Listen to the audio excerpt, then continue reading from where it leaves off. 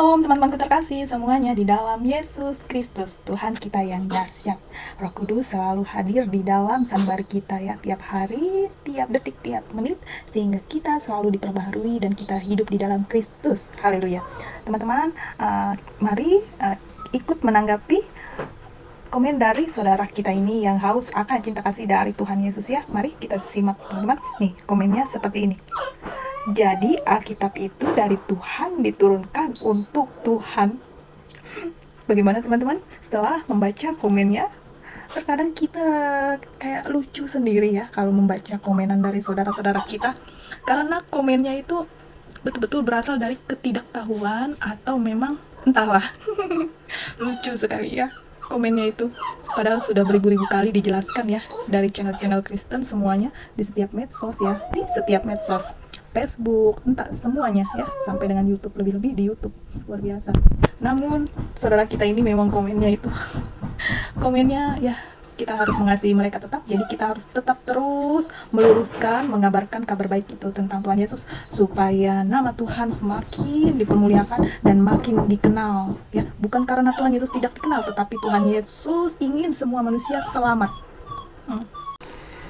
Yang pertama adalah saya mau tanggapi, Alkitab bukan diturunkan, karena Alkitab itu sendiri adalah perkataan Tuhan Yesus semasa Tuhan Yesus ada di dunia ya, Injil.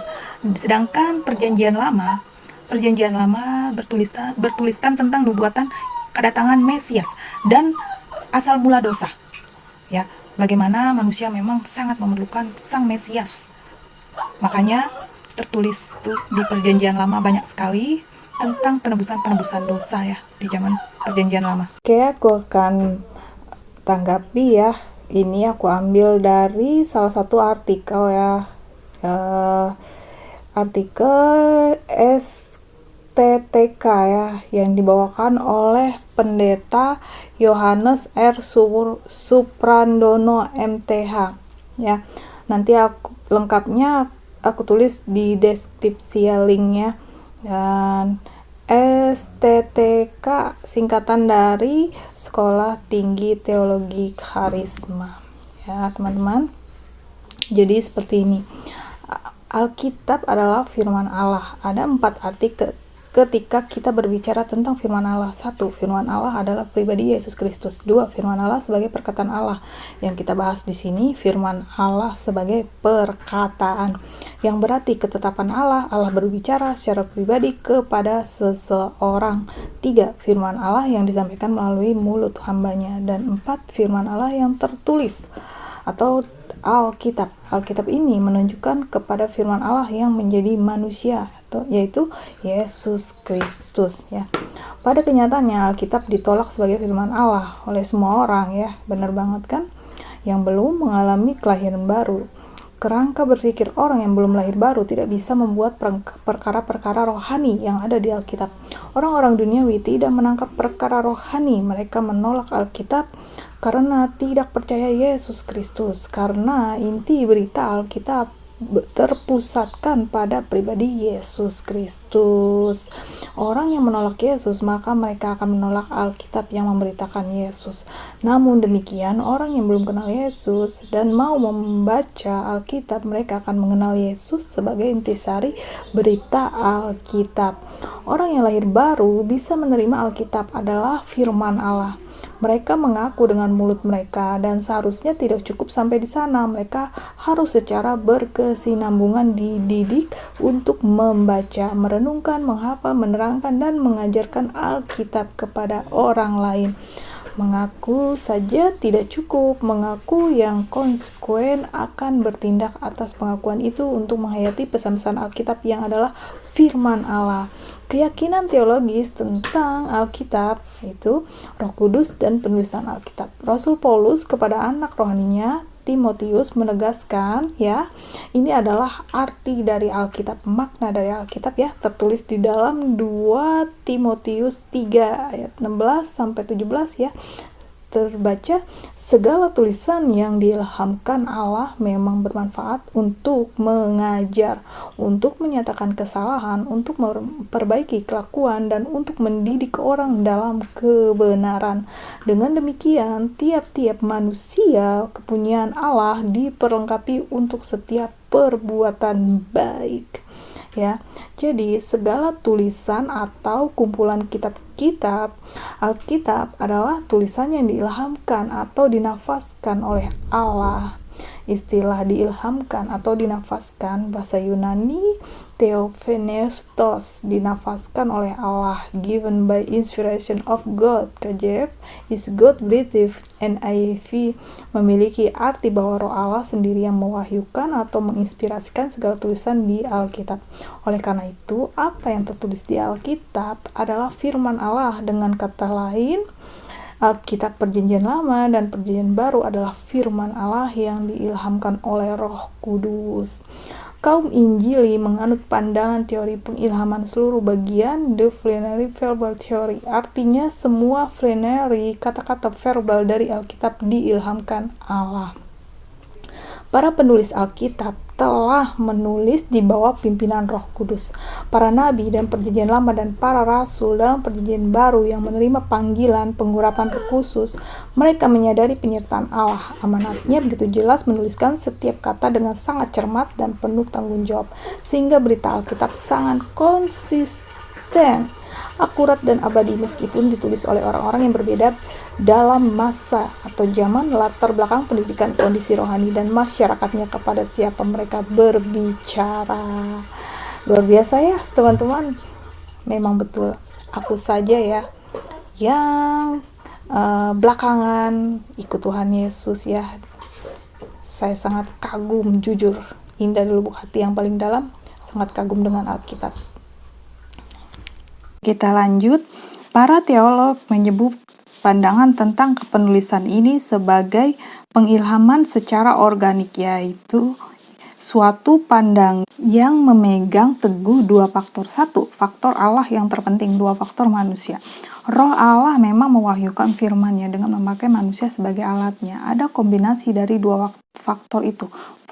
Para rasul dan para nabi digerakkan oleh Roh Kudus untuk berbicara dan menulis. Roh Kudus memimpin penulis kepada kebenaran. Ide dan konsep ya berasal dari Roh Kudus. Ide-ide para nabi dan para rasul, tetapi masih memberikan kebebasan kepada kepribadian, personality, si penulis untuk menentukan pilihan kata atau ekspresi ya.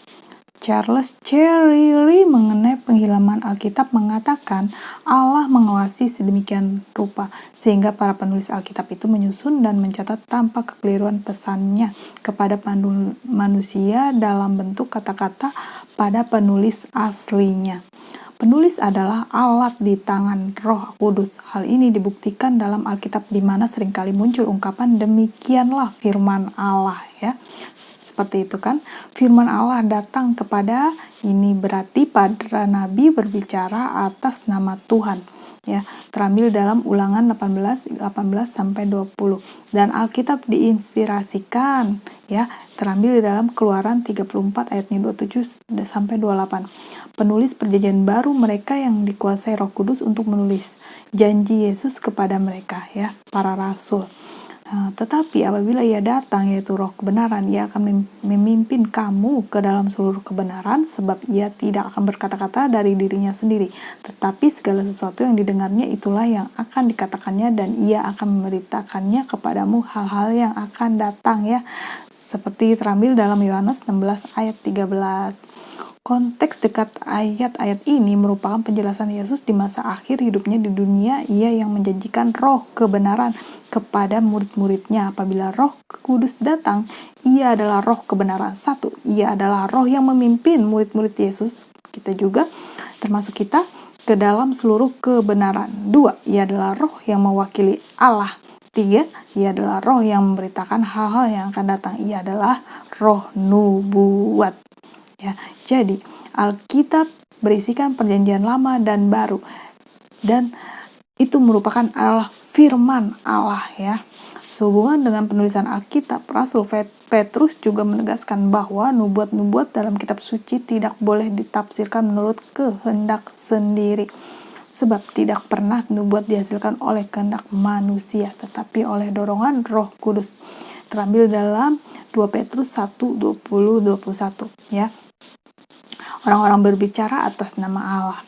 Kitab suci bukan merupakan hasil penafsiran, bukan hasil rekayasa dan khayalan yang kreatif para nabi. Dalam ayat ini, Rasul Petrus menegaskan bahwa tulisan dalam kitab suci diinspirasikan oleh Roh Kudus, karena itulah pesannya teguh dan otentik.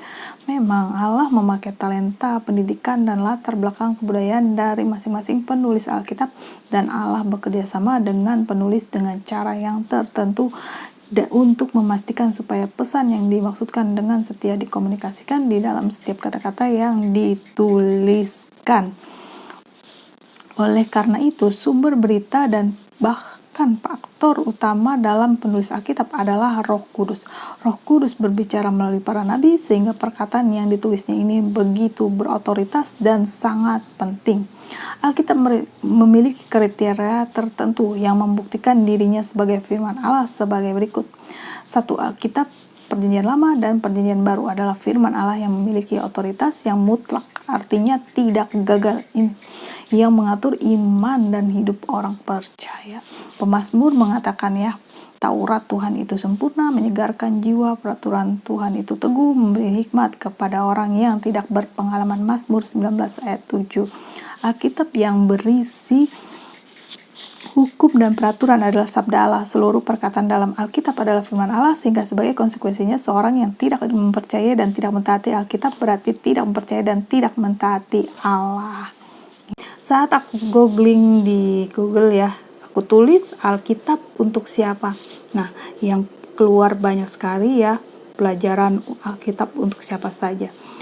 Kumpulan ayat Alkitab yang memotivasi hidup lebih baik untukmu. Alkitab sebagai pedoman dan dasar kehidupan. Ayat 30 ayat Alkitab yang memotivasi untuk sukses hidup dan bersyukur. 49 ayat Alkitab tentang cinta untuk pasangan penuh cinta dan kasih. Keyakinan iman kita, Alkitab adalah firman Allah ya. Itu yang tadi kita baca dari STT Karisma. 10 ayat Alkitab untuk orang yang selalu merasa benar dan enggan ditegur. 50 ayat Alkitab tentang keluarga untuk renungan bersama. 30 ayat Alkitab tentang cinta sejati dan kasih. 22 ayat Alkitab tentang pendidikan ada untuk orang tua ya. Luar biasa. Jadi ya, benar-benar ya, aku aja merasa sangat beruntung bisa boleh membaca buku yang luar biasa, sangat mengagumkan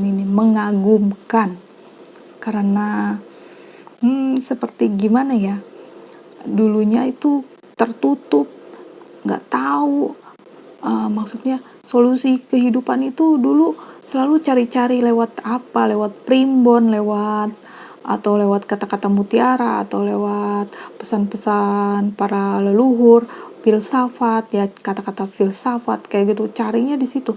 Tapi sekarang cuma lewat Alkitab, teman-teman. Bangga dong jadi orang Kristen, ya kan? Luar biasa sekali. Makin bangga jadi orang Kristen, makin bangga jadi pengikut Tuhan Yesus Kristus. Ya, kita cuma perlu pegang Alkitab tanpa perlu buku-buku yang lain, teman-teman. Tetapi belajar tidak akan pernah berhenti ya, teman-teman. Diperbolehkan kok kita mempunyai dan mengambil referensi dari buku-buku lain. Yang penting harus dengan tuntunan Roh Kudus ya. Jangan sampai kita menyangkal Tuhan Yesus dan kita berpaling dari Tuhan Yesus. Itu aja intinya. Belajar sampai kapanpun, sampai umur kita tua gitu juga diperbolehkan ya, malah bagus. Terima kasih teman-teman udah menyimak. Tuhan Yesus memberkati kita semua. Salam.